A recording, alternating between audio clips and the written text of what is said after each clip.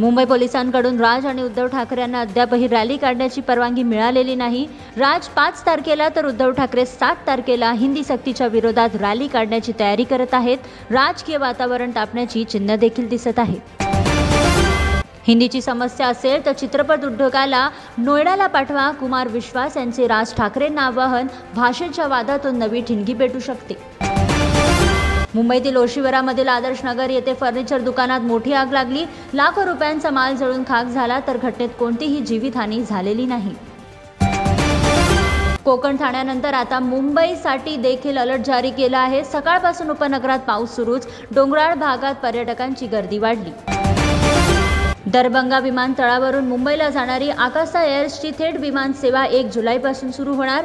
यामुळे मिथिला आणि उत्तर बिहारमधील प्रवाशांना स्वस्त आणि जलद प्रवास मिळेल। आदित्य ठाकरे यांनी हिंदी वादावरून शिक्षण मंत्री दादा भुसे यांच्या राजीनाम्याची मागणी केली। शाळांवर हिंदी लादण्याचा आणि मुलांवर ओझे वाढवण्याचा आरोप देखील केला।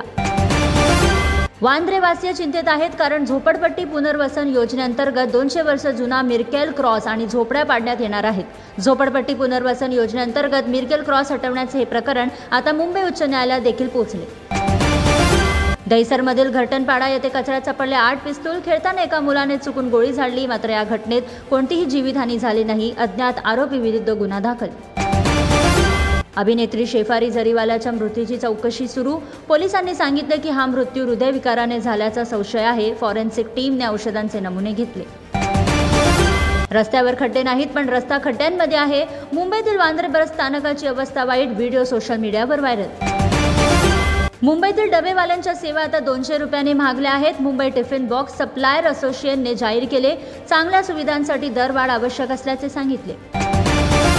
उल्हासनगरमध्ये एका हायस्पीड कारने 3 ते 4 जणांना धडक दिली। घटनास्थळी गोंधळ, जखमींना रुग्णालयात दाखल करण्यात आले। पोलिसांचा तपास अद्यापही सुरू। वर्गखोल्यांअभावी मानखुर्दमधील बीएमसी मराठी शाळेत एकाच हॉलमध्ये 100हून अधिक विद्यार्थ्यांना शिकवले जात आहे। मनसे नेते रवी गवास यांनी शाळा व्यवस्थावर प्रश्न उपस्थित केले। शिवसेना उद्धव ठाकरेंच्या पक्षाविरोधात भाजपा आक्रमक झाली। मुंबईतील घाटकोपरमध्ये निदर्शने। भाजपा आमदार राम कदम म्हणाले, उद्धव ठाकरे यांनी मुख्यमंत्री असताना त्रिभाषिक सूत्र स्वीकारले होते। ठाणे महानगरपालिकेच्या अनेक शाळांमध्ये मुख्याध्यापकांची नियुक्ती न झाल्यामुळे 15 शालेय प्रशासकीय कामकाज प्रभावित। शैक्षणिक दर्जा आणि शालेय व्यवस्थेवर नकारात्मक परिणाम झाल्यामुळे मुलांचे भविष्य धोक्यात।